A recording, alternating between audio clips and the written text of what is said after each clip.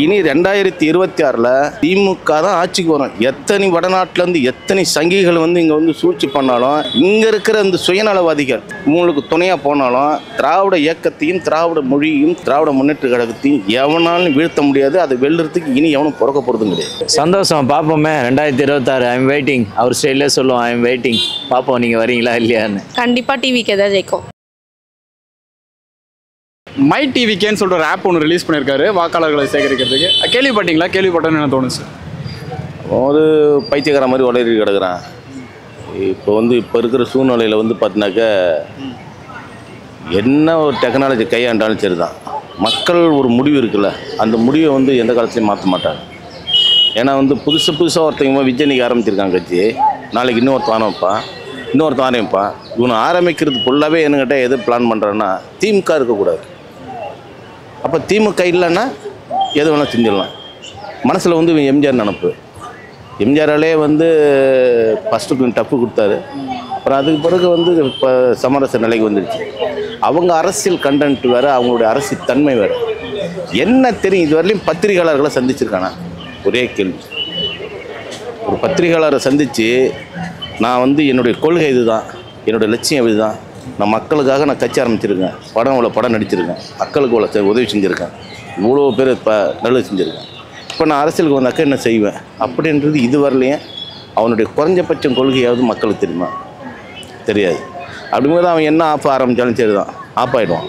Okay. 1967 வந்து அண்ணா வந்து திராவிட முன்னேற்ற கழகத்தை கொண்டு வந்த மாதிரி, 1977 வந்து அண்ணா திராவிட கழகத்தை வந்து எம்ஜிஆர் ஜெயிச்ச மாதிரி 2026 ஜெயிப்போம் அப்படின்னு சொல்லியிருக்காரு.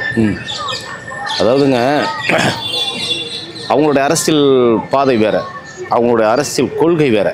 அதாவது பொண்ணுன்னா பெரியார், காமராஜர், அண்ணா, கலைஞர், எம்ஜிஆர், ஜெயலலிதா, இன்றைக்கி ஸ்டாலின், அதுக்கு பிறகு உதயநிதி ஸ்டாலின்.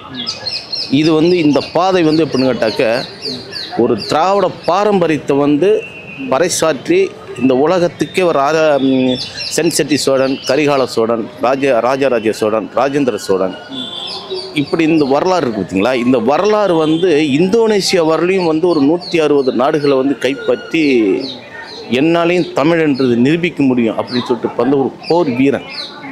அது இவ்வளோ நாளைக்கு பிறகு தான் இந்த உனக்கே தெரிஞ்சிருக்கு, வந்துட்டு போனோம். ஆனால் அது போல தான் இந்த வரலாற்று மிக்க ஒரு பாதை இருக்குது பார்த்தீங்களா? அந்த பாதை வகுத்த கொடுத்த அந்த பெருமை வந்து பெரியாருக்கு தான் சார். அந்த பாதை என்னன்னு கேட்டாக்க, பாப்பர பசங்க இருக்கானுங்களே, அவனை என்ன பண்ணாங்கன்னா பெண்களை வந்து ஒரு அடிமையாக வச்சுருந்தாங்க.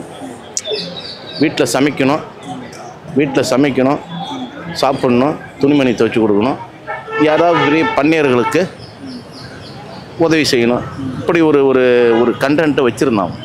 ஆனால் இந்த பெண் உரிமையை வந்து உடச்சி எறிஞ்சு தூக்கி எறிஞ்சு பெண் அடிமையை உடச்சி பெண் உரிமையை காப்பாற்றக்கூடிய அளவுக்கு ஒரு மிகப்பெரிய ஒரு மாநாடை நடத்தினவர் பெரியார். அப்போ அவங்க வழியில் வந்த ஒரு அண்ணா, கலைஞர், எம்ஜிஆர், ஜெயலலிதா வந்து ஒரு 6 இனத்தை சார்ந்தாலும் திராவிட கொள்கையை ஏற்றுக்கிட்ட ஒரு பெண்மணி, ஒரு ஆளுமை மிக்க பெண்மணி. அந்த பெண்மணி வந்து கலைஞரோட போட்டி அரசியல் பண்ணாங்க. எம்ஜிஆர் கலைஞரோட போட்டி அரசியல் பண்ணாங்க. அண்ணா பெரியாரோட போட்டி அரசியல் பண்ணாங்க. இவங்க எல்லாருமே பண்ணாக்க காங்கிரஸோட மிகப்பெரிய ஒரு பலமாக இருந்து ஒரு மிகப்பெரிய ஒரு ஜாம்பானாக இருந்த காமராஜரை எடுத்து அரசியல் பண்ணாங்க. இந்த அரசியல் வந்து ஒரு நாகரிகம் இருந்தது, ஒரு தன்மை இருந்தது, ஒரு மக்களுக்கான ஒரு விழிப்புணர்வு இருந்தது.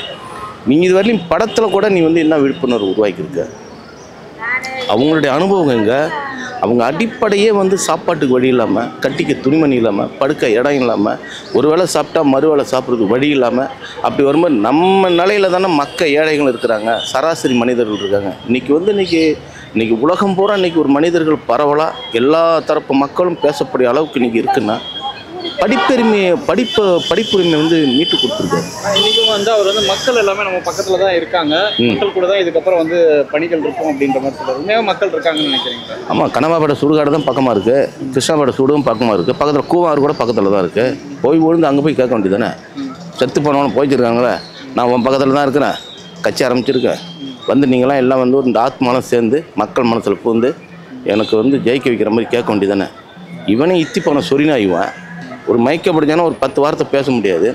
இந்த நாட்டோடைய வரலாறு, இந்த நாட்டோடைய வரலாற்று தன்மை, தமிழர்களுடைய வரலாறு, தமிழர்களுடைய தன்மை தொல்லியல் துறையே கூட வந்து யோசிக்கிற அளவுக்கு வந்து 5000 ஆண்டுகள் பழமை வாய்ந்த தமிழ் மொழியை வந்து அவங்க வந்து வெளி உலகத்துக்கு பதுங்கியிருந்ததை வந்து ஒழிஞ்சிருந்ததை வந்து வெளி உலகத்தை எடுத்து சொன்ன தலைவர்கள் ஜாம்பவர்கள். அவங்க சொன்னாலும் ஒரு நம்ம ஏற்றுக்கலாம். இவன் இன்னைக்கு கட்சி ஆரம்பிச்சிருவான், கமல் கட்சி ஆரம்பித்தான், டி ராஜேந்தர் கட்சி ஆரம்பித்தான், பாக்கியராஜ் கட்சி ஆரம்பித்தான், விஜய் கட்சி ஆரம்பிச்சிருக்கான், கார்த்திக் ஆரம்பித்தான். நாளைக்கு வந்து யார் யோகி பாபு கூட ஆரம்பிப்பான். அதனால் யோகி பாபு வந்து பாண்டிப்பேட்டையில் வந்தாக்க ஒரு 1000 பேர் சேருவான். யோகி பாபு வந்திருக்கான். அதனால் அவன் கட்சி ஆரம்பித்து ஓட்டு அவனுக்கு மக்கள் போட்டுருவாங்க, முதலமைச்சர் சீட்டில் உட்காந்துருவாங்க நினைப்பா. அது மாதிரி இவன் பகலுக்கு இவன் வந்து நெய்வேலியில் ஷூட்டிங் இருக்கும்போது ஐடி ரைடு வந்தது, இடி ரைடு வந்தது, இன்கம் டேக்ஸ் பிரச்சனை வந்தது. நீ இப்படிலாம் பண்ணாக்க வந்து நான் சொல்கிறத செஞ்சால் உனக்கு எந்த ரைடும் வராது அப்படின்னு சொல்லி மிரட்டி ஒரு 300 கோடி ரூபா சம்பளம் வாங்குறவனை கொண்டு வந்து மிரட்டி கொண்டு வந்து ஒரு கட்சி ஆரம்பிச்சிருக்க. ஒரு கட்சி ஆரம்பிக்கணும்னா அந்த குறைஞ்சபட்சம் கொள்கை வந்து அரசியல் சாசனத்தில் ஒரு விதிமுறை இருக்குது. அரசியல் தேர்தல் ஆணையத்துக்கிட்ட நீ முறையிடணும். ஒன்று எந்த கண்டென்ட் கொண்டு வந்திருக்க? என்னுடைய கட்சியோடைய பெயர் இது, என்னுடைய உரிமை இது, என் மக்களுக்கான கொள்கை இது, இதை கொண்டு சேர்க்கணும்னு சொல்லிட்டு என்னோட இதுதான் சொல்லியிருக்கான். ஒன்றுமே கிடையாது. இவன் ஒரு அடிமுட்டாள். கூட இருக்கிற வந்து பூச்சி ஆனந்தன் ஒருத்தருக்கான் பாரு, அவன் ஒரு ஒன்றுக்குன்னு இல்லாதான் ஆகுது. நான் இட்டுக்குன்னு வருவேன், இட்டுக்குன்னு போவேன், இதுதான் பிரச்சனைன்னு சொல்லிக்கிட்டு இருக்கான். ஒரு பொதுச் செயலாளர் பேசுகிற பேச்சு அது. இங்கே நல்லா கேட்டுங்க, தலைவரை இட்டுக்குன்னு வந்து இட்டுக்குன்னு போகிறது தான் சிரமம். வந்துட்டு இருந்தாருன்னா என் தலைவனுடைய பாதை வேறு அப்படிங்க. அவங்க அப்பா வீட்டில் வந்து கல் மண் ஜல்லி லாரியில் கொண்டு இறக்கி பாதை தனியாக போட்டு அப்படின்னு ஒரு பொதுச் செயலாளர் எப்படி பேசணும், எப்படி வழிமுறை. கலைஞர் இருந்தார் தலைவராக, பேராசிரியர் பொதுச் செயலாளர் இருந்தார், பொருளாளராக ஆற்காடு வீராசாமி இருந்தார், அவங்க எண்ணற்ற தலைவர்கள் துறைமுருகன் இருந்தார், நிறைய பேர் இருந்தாங்க. அவங்களாம் பேசுகிற பேச்சை பார்த்தா கேட்கணும். அப்படியே எங்கே இருந்து அவங்களாம் சேகரிக்கிறாங்க, எங்கேருந்து படித்தாங்க எப்படின்னு. இந்த அனுபவத்தை தான் அண்ணா நூலகத்தை உருவாக்குனார். இது மாதிரி ஒரு தலைவர்களை சொன்னாலும் பரவாயில்ல. இனி 2026 திமுக தான் ஆட்சிக்கு வரும். எத்தனை வடநாட்டிலேருந்து எத்தனை சங்கிகள் வந்து இங்கே வந்து சூழ்ச்சி பண்ணாலும், இங்கே இருக்கிற இந்த சுயநலவாதிகள் உங்களுக்கு துணையாக போனாலும், திராவிட இயக்கத்தையும் திராவிட மொழியையும் திராவிட முன்னேற்ற கழகத்தையும் எவனாலும் வீழ்த்த முடியாது. அதை வெல்லுறதுக்கு இனி எவனும் பிறக்க போகிறதும் கிடையாது. ஒரு கட்சி சார்ந்து ஏதோ ஒரு முடிவு எடுக்கிறாரு சேர்க்கறதுக்காக. இப்போ இவங்க ஓரணியில் தமிழ்நாடுன்ற மாதிரி இவர் எடுத்துகிட்டு போகிறாருன்னு நான் நினைக்கிறேன். ஓகே, இப்போ நிறைய பேர்கிட்ட அந்த ஆப் ஓப்பன் ஆகலை, நிறைய பேர் வந்து அதை வந்து டவுன்லோட் பண்ண முடியலன்ற மாதிரியான விஷயங்கள்லாம் இருக்குது. ஸோ இன்னுமே வந்து ஒரு கட்சி சார்பில் புதுசாக எதனா கொண்டு வந்தாலும் அது பிரச்சனைகள் இருக்குது அப்படின்ற மாதிரி. ஆமாம், எப்பயுமே ஒரு சாஃப்ட்வேர் செயலி எடுத்துகிட்டு வரும்போது பக் இருக்கும், இருக்காமலாம் இருக்காது. ஒரு கம்பெனி சார்ந்த ஒரு செயலி கிரியேட் பண்ணுறாங்கன்னா கண்டிப்பாக அதில் எதனா ஒரு விஷயங்கள் இருக்கும். டவுன்லோட் ஆகாமல், உள்ளே அப்லோட் ஆகாமல், எரர் காட்டி அதெல்லாம் இருக்கும். அது நார்மலாக இருக்கிறது தானே. அது சரியாக பண்ணலன்னு அர்த்தம். தொடர்ந்து பார்த்தீங்கன்னா திமுகவுக்கும் சரி டிவிகேக்கும் சரி யாருக்கு அதிகமான வந்து தொண்டர்கள் இருக்காங்க, யாருக்கு அதிகமான வந்து சப்போர்ட் இருக்குது அப்படி? யார் எத்தனை முறை ஆட்சி செஞ்சுருக்கா தமிழ்நாட்டை? திமுக அதிக முறை ஆட்சி செஞ்சுருக்கு. அதை விட அதிமுக அதிக முறை ஆட்சி. இவர் என்ன ஆட்சி செஞ்சார்? இவரோட அவரை கம்பேர் பண்ணக்கூடாதுல்ல. அவன் திருடன் தான். இவன் இப்போ வர லேட்டஸ்ட் டிஜிட்டல் திருடன். அவ்வளோதான் வித்தியாசம். ரெண்டுத்துக்குமே வேறு எது வித்தியாசம்? ஓகே, 1967 நடந்த ஆட்சி மாற்றம் மாதிரி அப்போ அண்ணா வந்து திராவிட கழகத்தை வந்து எடுத்துகிட்டு வந்தார். 1977 பார்த்தீங்கன்னா வந்து எம்ஜிஆர் வந்து ஒரு ஆட்சி மாற்றத்தை கொண்டு வந்தார். 2024 அதே ஆட்சி மாற்றம் நடக்கும் அப்படின்னு சொல்லி விஜய் சொல்லியிருக்காரு. அது எப்படி பார்க்குறீங்க? வாய்ப்பில்லை. ஓட்டு போடுறவங்க போடுவாங்க பிரதர். நீங்கள் எடுக்கிற மாதிரி நான் வந்தால் சிஎம் அப்படிலாம் மக்கள் அப்படி தேர்வு செய்ய மாட்டாங்க. 10 வருஷமாக களத்தில் ஒருத்தர் இருக்கார். ஆயிடுச்சு, 15 வருஷம் ஆயிடுச்சு. அவரும் கத்துறாரு, உன்னுடைய எல்லா பிரச்சனைக்கும் வந்து நிற்கிறாரு. அவரே இன்றைக்கி வரையும் 8% தான் வச்சுருக்காங்க நான் சிம்மானை. நீங்கள் இப்போ தான் வந்திருக்கீங்க, நீங்கள் நிரூபிக்கவே இல்லை. நீங்கள் எடுத்தோடனே நான் சிஎம் ஆகிடுவேன், நான் வந்தால் இது ஆகிடுவேன்னா உங்களுடைய தன்னம்பிக்கையை நான் பாராட்டுறேன். தன்னம்பிக்கை அது, நான் வந்தால் சிஎம் ஆகிடுவேன் அப்படின்றது உன்னுடைய தன்னம்பிக்கையாக நான் பார்க்குறேன். ஆனால் மக்கள் உங்களுக்கு கை கொடுப்பாங்க, தன்னம்பிக்கை பண்ணாங்கன்னா வாய்ப்பு இல்லை. இப்போ பார்த்தீங்கன்னா பாமகவும் சரி தேமுகவும் சரி தனித்து தான் இருக்காங்க. பாமக வந்து நிறுவனரும் வந்து சொல்லியிருந்தாரு, இந்த மாதிரி வந்து எங்களுக்கு அந்த ஆட்சியில் பங்கு இருக்கிற மாதிரியான கட்சிக்கு தான் நாங்கள் போவோன்ற மாதிரி. ஒருவேளை இவங்க 3 பேர் ஒரு அணியில் வந்து வெற்றி வாய்ப்பு இருக்குது. அதாவது பிரதர், இவங்க வந்து வளர்ந்த கட்சிங்க. ஆல்ரெடி வந்து ஒவ்வொரு இதுலேயும் தலைமையை எதிர்பார்த்து கூட்டணி போய் பேரம் பேசின கட்சிகள். இவங்க புதுசாக வந்தவங்களாம் நம்ப மாட்டாங்க பெரும்பாலும். நீங்கள் நல்லா எடுத்து பாருங்கள், அந்த ஸ்ட்ராட்டஜி வைஸ் பார்த்தீங்கன்னா அவங்க போக மாட்டாங்க. பாமக கண்டிப்பாக திரும்ப அதிமுக கூட போவோம், 500 கோடி கூட்டணி வைக்கும், பேரம் பேசும், 500 கோடி அதை சம்பாரிச்சிட்டு போயிடும். அதே தேமுதிகவும் அதே வேலையை பார்க்கும். தொடர்ந்து இவர் கூட்டம் கூட்டுறதும் கூட்டம் காட்டுறதும் வந்து அது எப்பயுமே வந்து பிரோஜனமாக இருக்காதுன்னு நினைக்கிறேன். இது அதான் இன்ஃப்ளூயன்சர் ஒரு தம்பி கூட சொன்னார்ல, நகைச்சுவைக்காக இன்ஃப்ளூயன்சர் மார்க்கெட்டிங்னார்ல, அதாவது நீங்கள் விஜயோட ஒவ்வொரு தம்பிகளும் போடுற போஸ்ட்டு, என் அண்ணன் வந்தால் சிஎம், உங்களுடைய தன்னம்பிக்கையெல்லாம் நான் பாராட்டுறேன். நான் களத்தில் நீங்கள் இன்னும் இறங்கினா தானே சொல்ல முடியும். தன்னம்பிக்கையை மட்டும் வச்சுக்கிட்டு ஒரு ஆள் இது பண்ண முடியாதுல்ல, கையை தான் திருப்பி நக்க முடியும். மக்கள் வந்து எங்கள் பக்கம் தான் இருக்காங்க, கான்ஃபிடென்ட்டாக இருங்க அப்படின்னு சொல்லிட்டு. சந்தோஷம், பார்ப்போமே 2026 ஐ எம் வெயிட்டிங். அவர் ஸ்டைலே சொல்லுவோம், ஐ எம் வெயிட்டிங், பார்ப்போம் நீங்கள் வரீங்களா இல்லையான்னு. அவ்வளோதான். திராவிட முன்னேற்ற கழகத்தில் பார்த்தீங்க அப்படின்னா களப்பணியானவர்களுக்கு வந்து வாட்ச்சு, இந்த ஃபோனு, இந்த மாதிரி விஷயம்லாம் கொடுக்குறாங்க. இப்போ தான் இறங்கியிருக்காங்க. நான் 4 வருஷம் அடிச்சு எல்லாம் சம்பாரித்து வச்சுருக்கேன். இப்போ இறக்க தேவையில்லையா? இறக்குனா தானே அவங்களுடைய மெஜாரிட்டி காட்ட முடியும். இப்போ நீ எல்லா கட்சியும் எடுத்துக்கிட்டீங்கன்னு வச்சிங்களா பிரதர், அதிமுக இருக்கட்டும் திமுக இருக்கட்டும், 1.5 கோடி தொண்டர்ன்ற நீ காய்ச்சி கொடுக்காம உன் இடத்துல நின்று ஜெயிக்க முடியுமா? முடியாது. இப்போ வர திமுக டிவி கேட்கவும் அதான் வேலை பண்ணோம், 1.5 கோடி தொண்டர்கள்ட்டாங்க. அப்புறம் ஏன் செயலி ஓப்பன் பண்ணி தொண்டரை சேர்க்குற? அது 1.5 கோடி பேர் இருக்காங்கல்ல, எலெக்ஷன் நின்று ஜெயிச்சு ஸ்ட்ரைட்டாக சிஎம் ஆகிக்க. எதுக்கு உனக்கு ஆப்பு?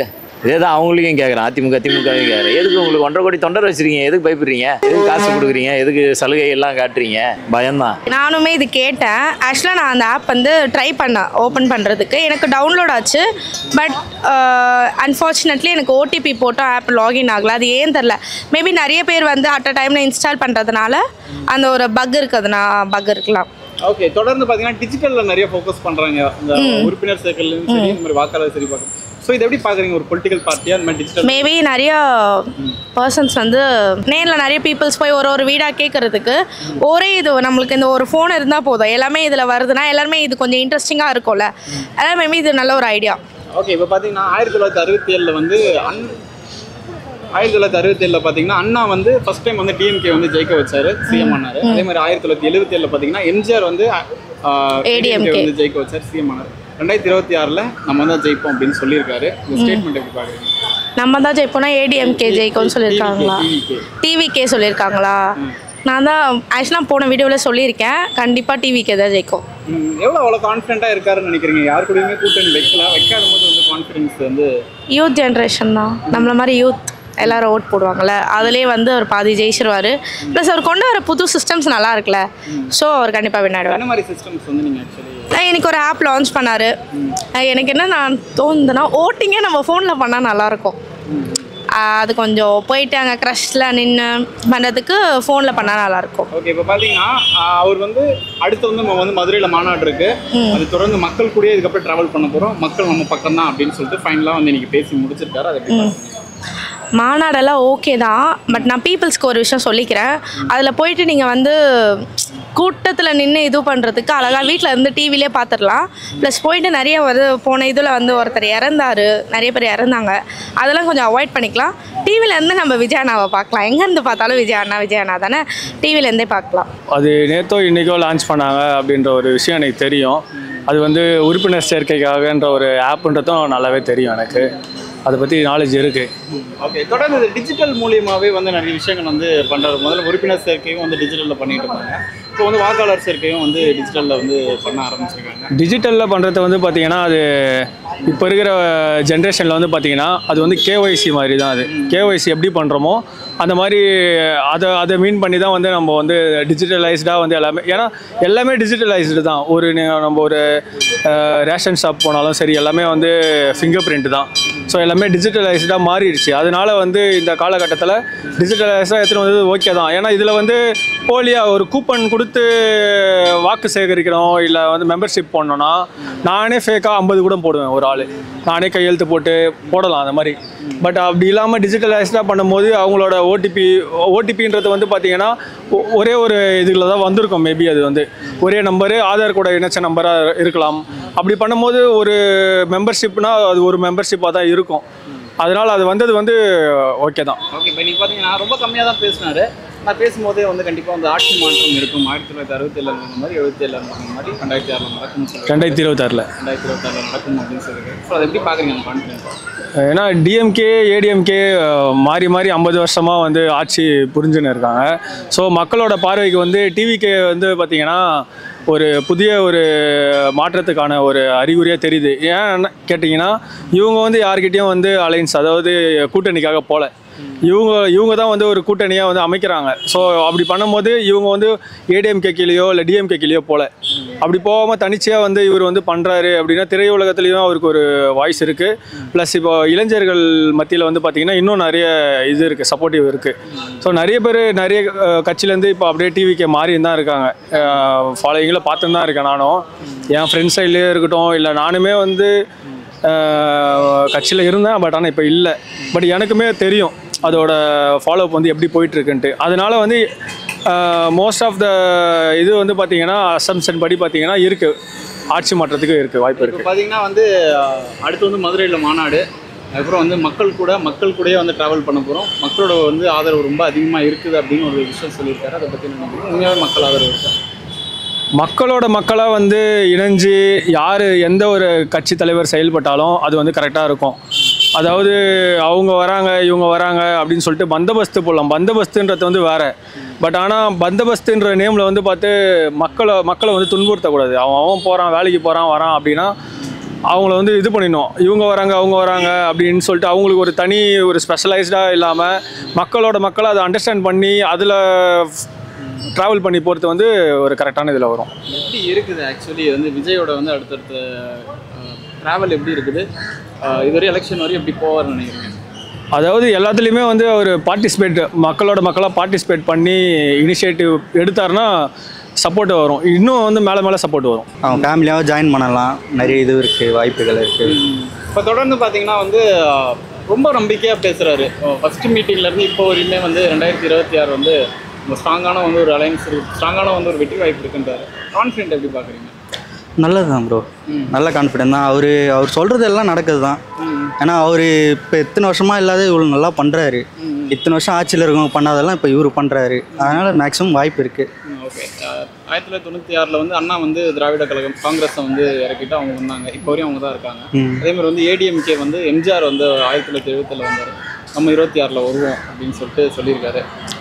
பேச வந்து ஒரு புரட்சி பேச மட்டும் பார்க்குறீங்களா, உண்மையாக நடக்கும் நினைக்கிறீங்க? உண்மையாக நடக்கும் ப்ரோ. ஏன்னா அதுக்கான வேலைகள் நிறைய நடந்துகிட்ருக்கு. ஸோ அதனால் கண்டிப்பாக நடக்கும். இப்போ 26 கண்டிப்பாக நடக்கும். ஓகே. இப்போ அடுத்து வந்து மாநாடு தான், மதுரை மாநாடு. அதுக்கப்புறம் வந்து மக்கள் கூடயே வந்து ட்ராவல் பண்ண போகிறோம் அப்படின்னு சொல்லியிருக்காரு. மக்கள் கூட ட்ராவல் பண்ணும்போது அது எப்படி வேணால் மாறலாம். நீங்கள் என்ன நினைக்கிறீங்க அதை பற்றி? அது நம்ம பை சான்ஸ் மக்கள் பொறுத்து தான் ப்ரோ. ஏன்னா அவங்க மைண்ட் தேர்ட் ப்ராசஸ் எப்படி இருக்குன்னு நம்மள சொல்ல முடியாது. ஸோ அவங்க திடீர்னு எப்படி வேணாலும் மாறலாம். ஆனால் கண்டிப்பாக நான் 26 வாய்ப்பு இருக்குது.